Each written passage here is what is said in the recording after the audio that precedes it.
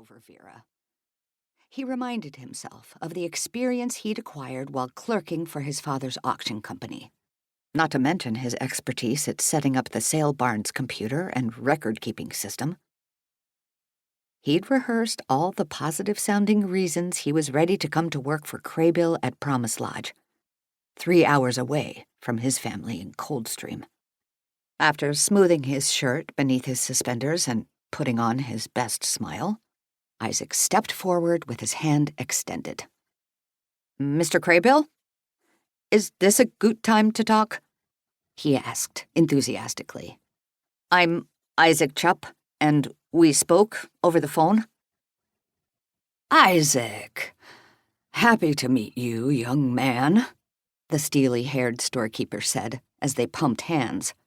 "And I admire a potential employee who shows up early to get the lay of the land, so to speak.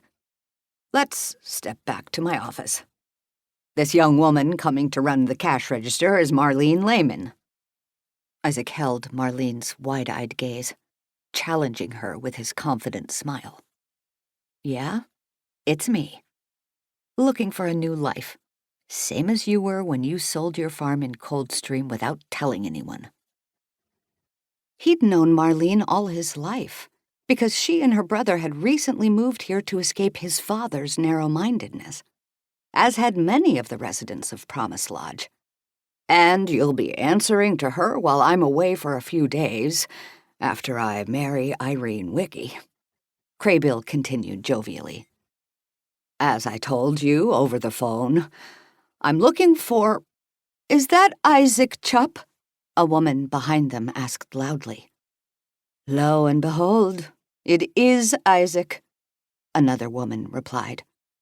"After our last run-in, I didn't figure he'd ever come back." Isaac hadn't seen the women in the large mirrors, but he recognized their voices.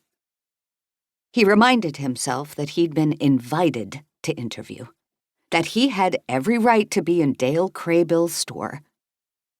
Yet his confidence sagged. Isaac had no choice but to turn and face two of the three sisters who'd transformed a deserted church camp into the thriving community of Promise Lodge. Rosetta Wicke and Christine Burkholder stood beside another familiar young woman from his past, Deborah Petersheim-Schwartz. She held his gaze unflinchingly as she bounced a toddler on her hip. Never one to beat around the bush, Rosetta crossed her arms. "What brings you to Promise Lodge, Isaac? Did I overhear Dale calling you a potential employee?" "I hope you've left your beer and your matches at home," Christine chimed in. "I've just built a new dairy barn, and I don't want to look out some evening and see it engulfed in flames." From the corner of his eye, Isaac caught Vera's startled expression as she gathered her empty boxes, and he couldn't miss the way Kraybill's face had tightened as he turned toward the three shoppers. "What are you ladies saying?" he asked carefully. "I'm guessing you knew Isaac when you lived in Coldstream?" "Yeah, back when he used to smoke and drink with his English friends in our barns, before they burned to the ground," Christine put in sternly. "And let's not forget that Christine's husband died trying to save his livestock when their barn caught fire," Rosetta said as she slung her arm around her sister's shoulders. "And he shoved Deborah into a ditch out in the country because she'd called the sheriff when she spotted him in my family's burning barn. Isaac's behavior was the main reason my family left Coldstream a couple years ago," Deborah remarked quietly.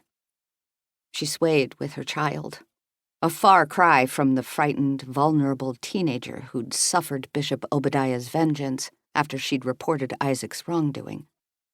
"And since we've come here, we've heard stories about money gone missing from his father's auction receipts, and we've caught him red-handed, forging his mam's handwriting in a letter," Rosetta added, as she gazed purposefully at the storekeeper. "Be sure you're satisfied with Isaac's response."